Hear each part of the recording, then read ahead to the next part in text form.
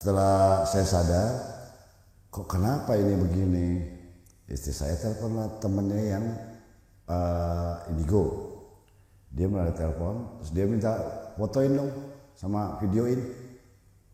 Dia kaget, kok ada tali pocong?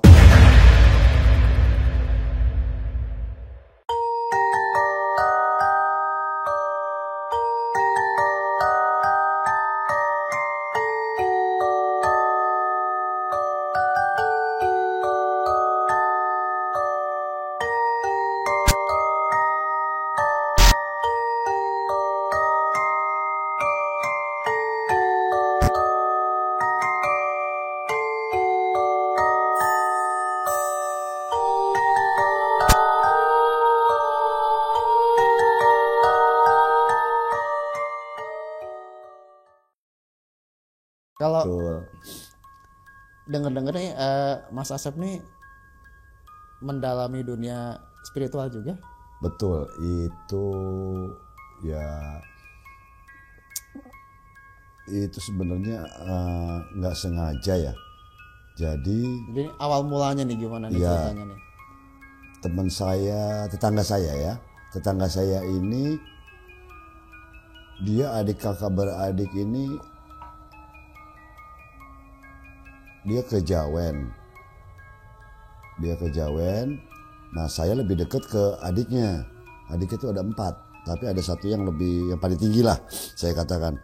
Heru dan Edi namanya. Nah sama Edi ini dia sering main ke rumah. Terus saya cerita, Mas kasihan mamaku, kenapa? Dia ini mamaku tuh kanker payudara, tumor bukan kanker ya. Jadi habis ininya digerokot. Jadi beda kirim makanan. Ya saya diliatin sama mama saya, ini Mas gini. Oh iya. Di situ saya terbit rasa gimana ya, terenyuh sama gimana. Nah saya tanya ke dia, ada nggak kira-kira Mas? Karena ibu saya juga sudah berobat kemana-mana, artinya berobat secara medis ya, udah kemana-mana ya. Terus ya coba ke paman saya deh. Paman emang apa ya, dibilang ini bukan, dibilang paranormal bukan, dibilang dukun juga bukan, cuma dia banyak kan bantu orang. Itu paman saya. Pengobatan alternatif. Iya, paman saya tuh artinya adiknya ibu. Oh gitu ya, berarti kan kenal dekat lah berarti. Tapi posisinya itu di suatu desa di Gombong. Di Gombong itu dari kota Gombongnya masih jalan lagi ada kurang lebih 25 kilo ke dalam pelosok. Ya saya tekadkan. Ini tahun berapa Mas? Itu 9293.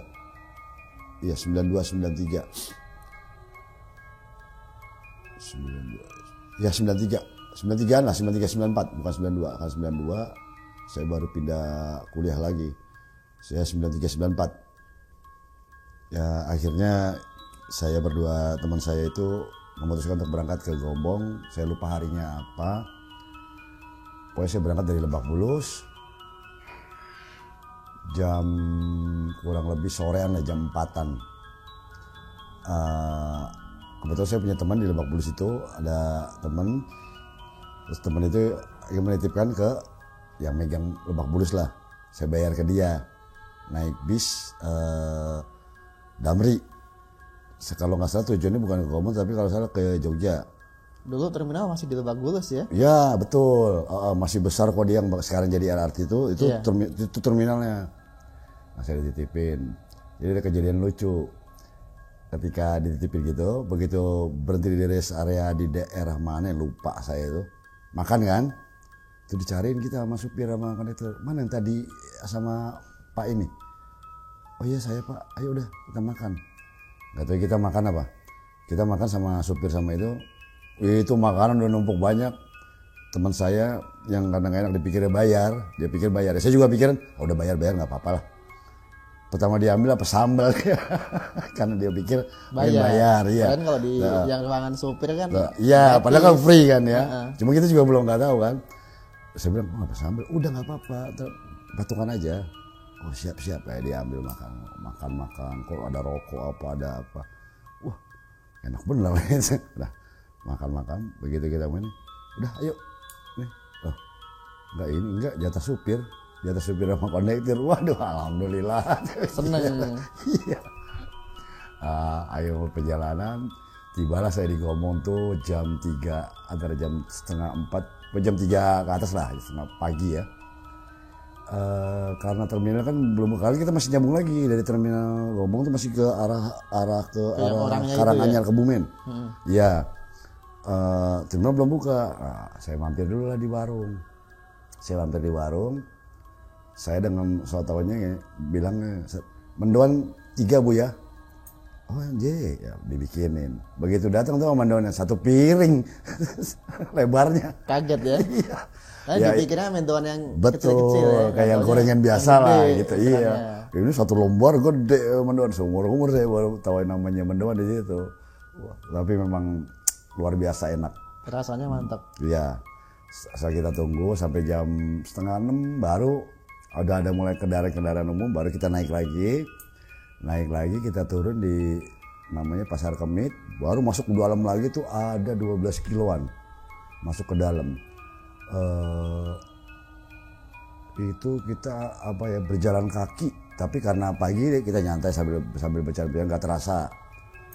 Tiba di tempat tujuan itu pagi kurang lebih jam 9-an. Kita ke rumah orang tuanya teman dulu. Di situ istirahat sebentar. Kira-kira jam 12-an setengah 1 setelah sholat zuhur, baru kita ke rumah pamannya. Dia rumahnya beda. Dia agak turun lagi. Dia hanya di rumah itu gubuk, tapi kiri kanannya tuh kebun atau hutan ya. Pokoknya kayak gitulah. Dia gubuk. Rumah tujuan utamanya ya. Iya. Ya. Paman ini usianya waktu itu 62 tahun. Dia pokoknya sudah mengembara ke Sumatera sudah, ke Kalimantan sudah, Sulawesi. Dia hanya yang belum pernah katanya ke Seram aja. Ke Ambon sudah, ke Papua sudah, ya mungkin berguru itu dia. Oke, singkat cerita, tujuan saya begini, saya manggilnya apa? Mbak ya. Saya niatannya apa, saya tujuannya apa. Gini Mbak, mama saya kan sudah tumor, tapi sudah tumor itu tumor yang ganas, yang artis ini sudah digerogotin. Oh gitu ya. Ya udah, begini, kamu beli namanya minyak duyung. Nah saya belum tahu tuh minyak duyung seperti apa. Kamu beli ke pasar, dalam hati, waduh 12 kilo lagi saya jalannya. Jalan kaki padahal. Iya. Oke Mbah. Sementara kamu ke bawah, saya nanganin temen kamu maunya apa. Lah saya jalan terus turun. Ya saya belum tahu apa bentuknya, apa kayak minyak duyung itu kayak apa, seperti apa belum tahu. Begitu saya nanya, ternyata di pasar bawah tuh ada. Dia kayak apa ya? Botol kaca. Tapi karena nggak saya buka ya, katanya sih wangi ya. Dia kayak minyak gitu lah.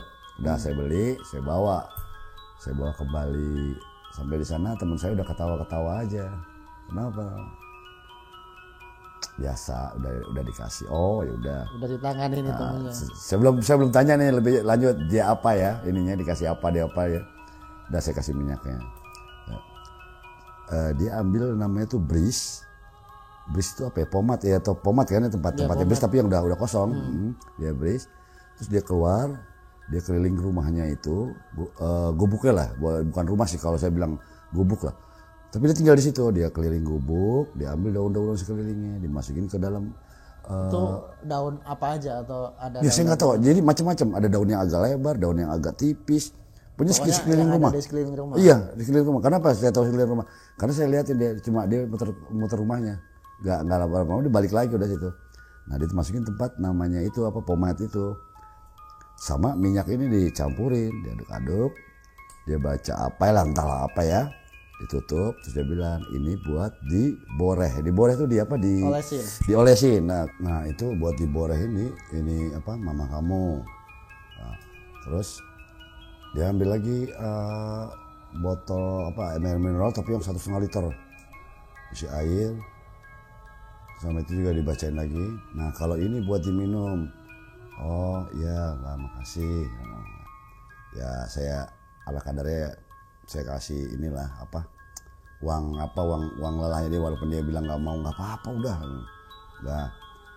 Terus udah nih singkat cerita kan, saya belum nanya teman-teman saya kan Udah matur suwun ya Mbah, ya saya ke tempat ke tempat kakaknya Mbah ini.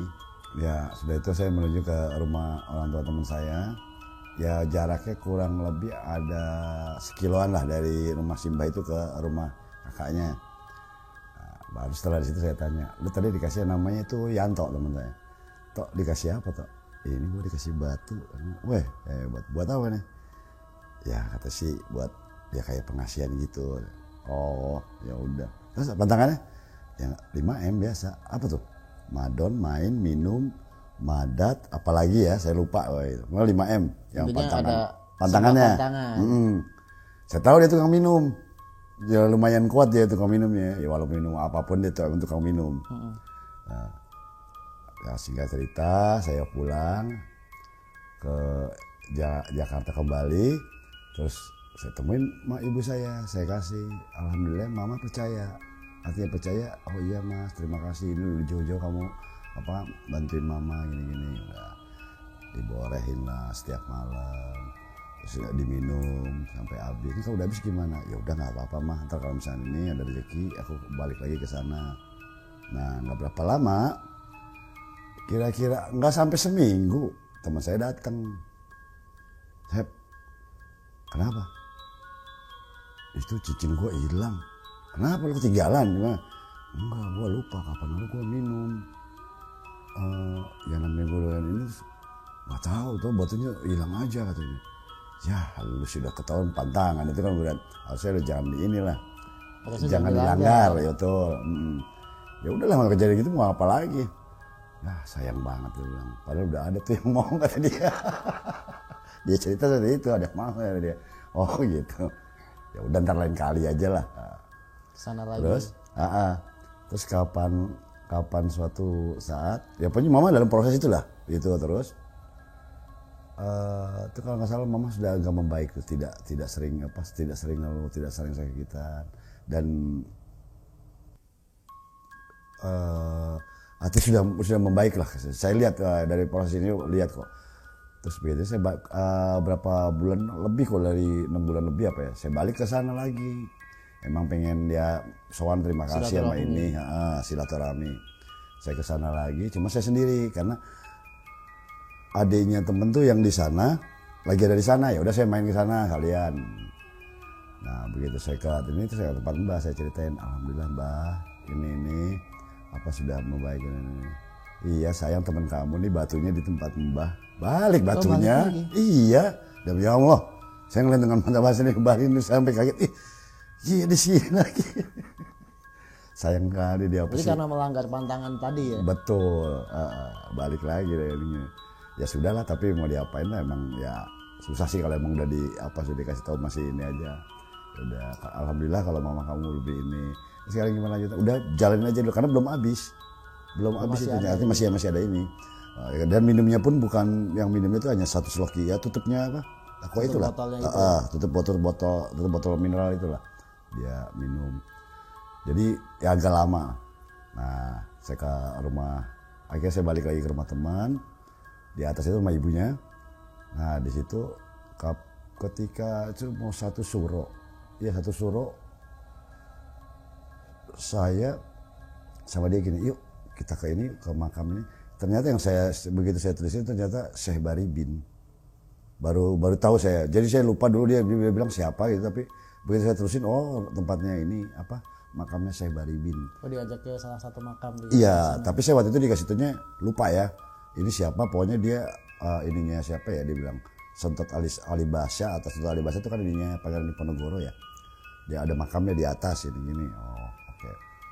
Nah, saya ke sana. Sampai di sana, jadi makam tuh unik. Ada pohon asem di pintu gerbang itu sebelum masuk makam. Ada 2 pohon asem. Itu kata dia 300 tahun usianya. 300 tahun berarti sekitar 1700. Pokoknya tua dia bilang.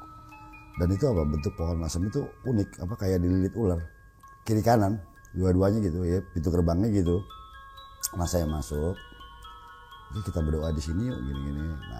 Nah disitulah awal mulanya saya tertarik kejawen. Yang pertama saya pengen mendalami. Iya. Kedua ya namanya masih jiwa labil kan, masih mencari jati diri ya seperti apa. di situ lah. Nah disitulah saya baru kayak, jadi ketika saya lagi dibilang meditasi, disitulah saya lihat ini saya keluar, saya lihat saya ada di situ, terus teman saya berdua, terus saya lihat sekeliling, itu ada waduk sempor di bawah kelihatan. Karena saya takut, saya balik lagi, masuk lagi kan, udah saya balik lagi seperti itu. Nah di situ saya awalnya ini ya, mulai tertarik ini, sama ya jiwa coba-coba, pengen tahu lah, bukan coba-coba ya, pengen tahunya, keinginan tahunya lebih besar gitu. Begitu Mas. Terus ini kan meditasi di sebuah makam yang Mas Asep tuh nggak tahu. Cuma dikasih tahu cuma dikasih tahu si ini gitu loh. Itu saat pertama kali ini apa yang didapetin Mas Asep saat itu? Artinya waktu itu ya, jadi kayak gimana? Kayak raga tuh lepas dari saya. Cuma kan saya takut, saya balik lagi, makanya saya bisa ngeliat saya, teman saya sama waduk sempor. Saya nggak tahu kalau ada waduk sempor di situ tadinya. Cuma saya lihat itu apaan, karena saya takut, kalau pertama kali saya balik lagi, balik lagi ke badan. Yang untungnya masih bisa balik Mas. Coba Sukmo itu ya. Katanya ya, waktu itu saya belum tahu itu namanya ini. Terus begitu saya selesai ya meditasi itu udah selesai, saya balik lihat sekeliling. Ternyata benar di bawah ada waduk sempor Mas. Ada benteng apa tuh di Gombong itu, benteng apa ya namanya? Van der Wijk. Nah, ada Van der Wijk, di sebelah dekat ada waduk sempor. Dari situ wah boleh juga nih saya bilang nih ini. Ya sudah, semenjak dari situ saya ketertarikan saya sama ini. Begitu Mas ceritanya. Dan saya juga punya pengalaman yang ya melalui ke teman saya yang di Gombong itu, karena dia namanya udah lumayan cukup terkenal, ini ya di lingkungan itu. Terus suatu saat ada orang dari selatan minta tolong ke dia, kamu bisa nggak ambil emas? Bukan, sebenarnya di awal bukan emas, harta karun, di daerah Jakarta. Ya Jakarta Selatan lah ya. Terus teman saya, bukan saya solusi, tapi saya coba bisa atau tidaknya, tapi saya juga harus ada tim. Oke lah, akhirnya biar mereka rembukan. Dia membawa kakaknya juga yang ternyata di daerah Gombong cukup terkenal ini juga ya. Terus ada adiknya juga yang ya baru belajar juga, dipanggil. Jadi kita dibentuk satu tim lah. Termasuk ada Pak Haji ini, Pak Ustadz ini, jadi kumpul berapa orang dalam itu, termasuk ada saya, walaupun saya sebenarnya cuma hanya tim penggembira ya, karena saya nggak tahu apa-apa ya, dalam waktu saya nggak tahu apa-apa, cuma diajak sama Mas Edi ini. Singkat cerita, kita ke daerah itu, dilakukanlah penarikan dengan melalui segala cara dan daya upaya, dan saya saksikan sendiri itu keluar, bukan keluar ya, mendapatkan hasil seperti apa ya, emas, tapi masih bentuk muda. Saya lihat sendiri, ya, dia bentuk emas batangan, tetapi masih muda. Kenapa dia masih muda? Ternyata tetap masih kalah sama, ternyata ada yang jaga. Jaganya lebih, ya jaganya tanda kutip ya. Ya kita nggak tahu ya itu peninggalan siapa. Ya sebenarnya sih tahu ya peninggalan siapa. Mungkin dari mereka, beliau itu menitipkan, ini hanya boleh diambil oleh keluarga saya atau dari keturunan saya. Ya. Nah, ya karena yang menjaga itu sudah menyepakati hal seperti itu, berarti mereka kan harus ada negosiasi untuk mengambil itu. Mungkin kalah di negosiasinya. Saya lihat dengan mata kepala sendiri itu ya ada 5 batang emas muda. Iya, cuma masih bentuk emas muda. Dan itu di Jakarta. Iya, di Jakarta. Dan maaf ya, bukan mendiskreditkan, itu yang mengeluarkan peta harta karun itu ibu dari Pantai Selatan, begitu. Beliau yang memberitahu di sini, begitu. Terus itu emas mudanya itu sampai sekarang masih ada Mas atau dibuang begitu saja atau? Nggak dibuang, itu masih disimpan di rumah teman saya di daerah Tangerang. Artinya sampai sekarang tuh benda itu masih ada? Kalau sekarang saya sudah artinya pulang ke rumah pun udah jarang ketemu sama beliau. Jadi saya belum sempat menanyakan lagi masih ada apa enggak gitu loh. Begitu. Ya akhirnya karena mereka kalah, yang saya tahu ya akhirnya kita membubarkan diri. Dan bis itu gagal. Abis itu masih ada kelanjutan, tapi saya udah tidak ikut berproses di situ. Saya juga sudah mencari, ya udah saya lagi sibuk juga kuliah, sambil kuliah sudah begitu aja Mas. Itu pengalaman yang ya cukup ekstrim juga buat saya. Cukup menarik ini ya, ternyata di daerah Jakarta Selatan ada sebuah harta karun yang sampai sekarang masih tersimpan. Mungkin bukan Jakarta Selatan aja, mungkin ada di manapun ada lah, Jakarta Barat atau Jakarta, cuma yang saat itu kita Mas fokus Asep di ya Jakarta Selatan. yang besar memang di situ posisinya. Kalau pengalaman spiritual yang terbaru deh Mas Asep, tadi kan ini pengalaman yang udah lalu ya, yang terbaru ada nggak Mas Asep?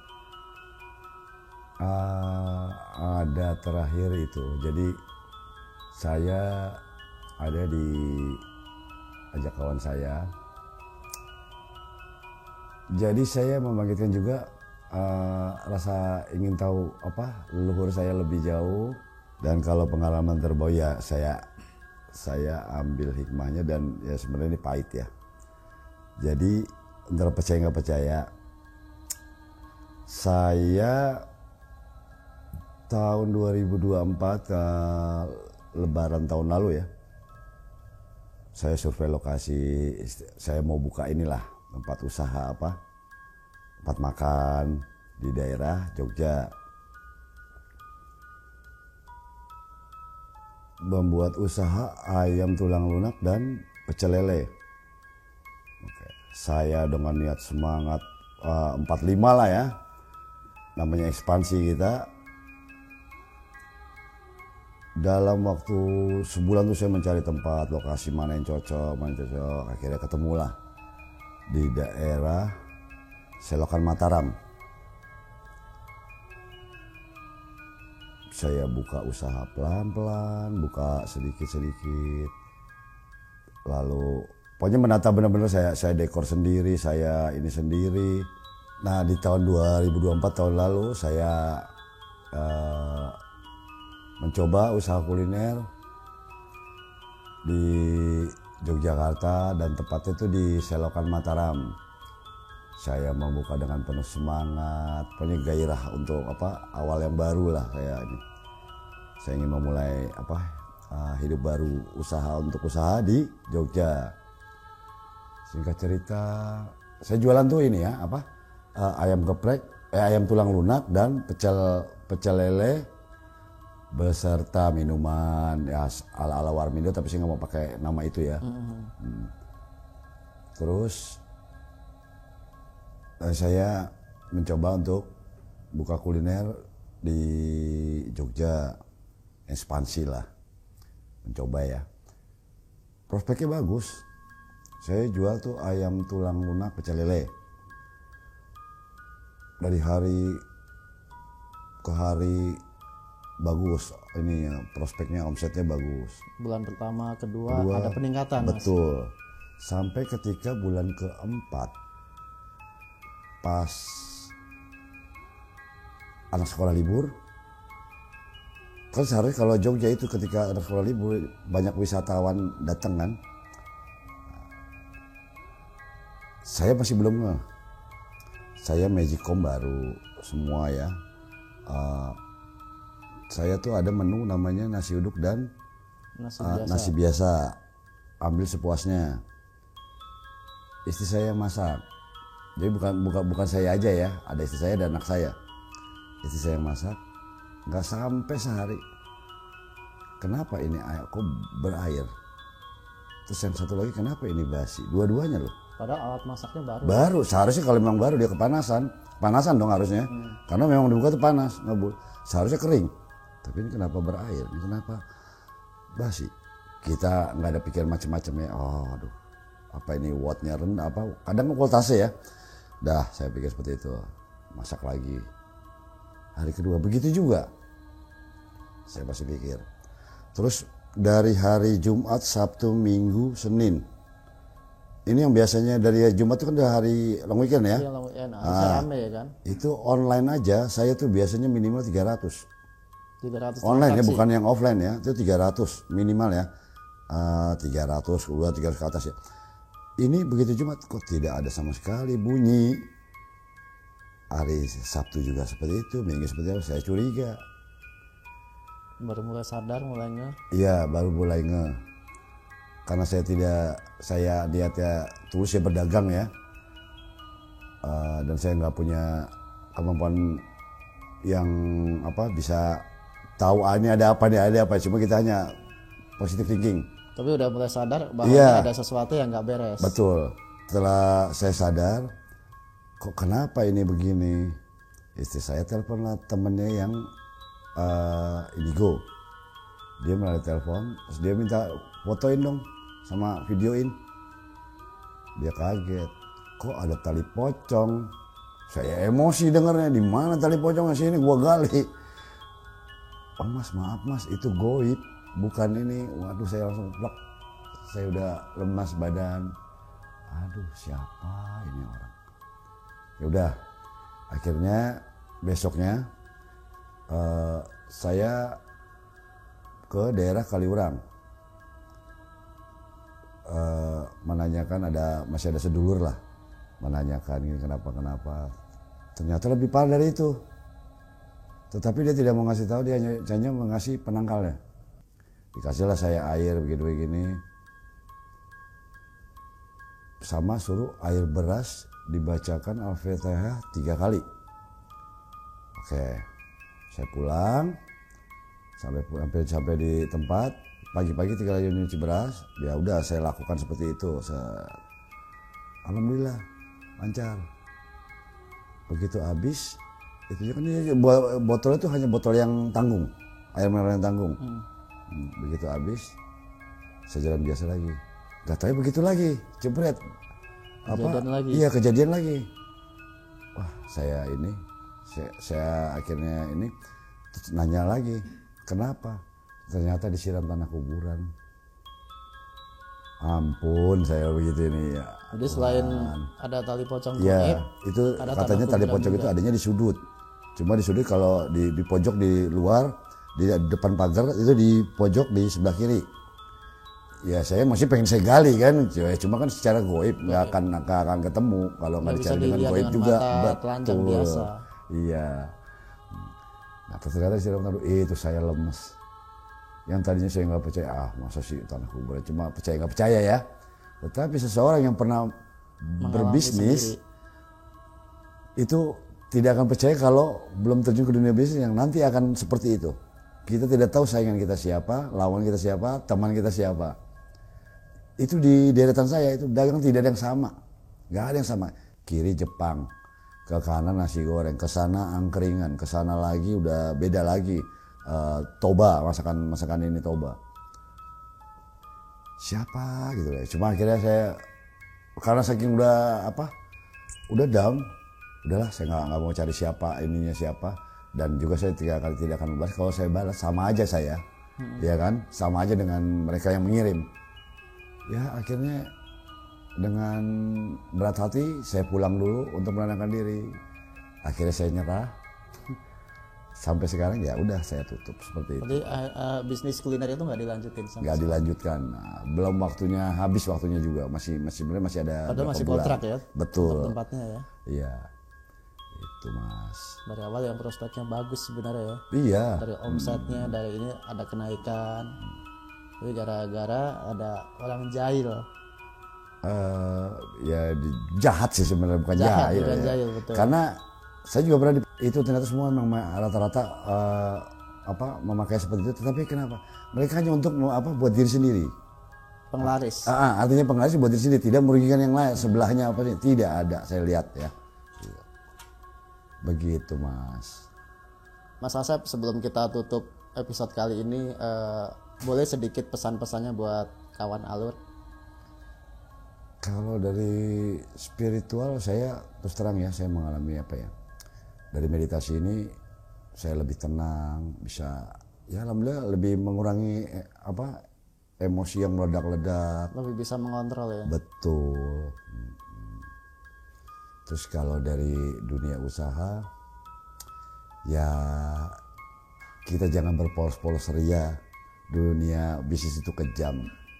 Harus ada Tidak tahu pegangan. mana teman, bukan pegangan sebenarnya, tapi kita harus ada benteng. Entah apapun itu benteng, doa apapun itu deh ya. Tidak tahu mana teman, mana lawan kalau dunia bisnis seperti itu, Mas.